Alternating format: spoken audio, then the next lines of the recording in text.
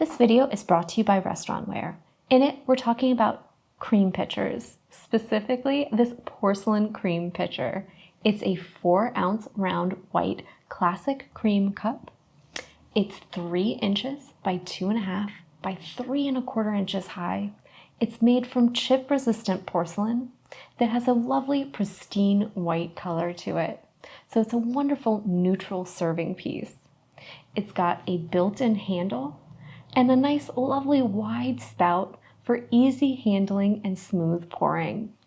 It holds up to 4 ounces and it's perfect for cream, milk, dairy alternatives like oat or soy milk, for things like your maple syrup, or even a variety of different sauces.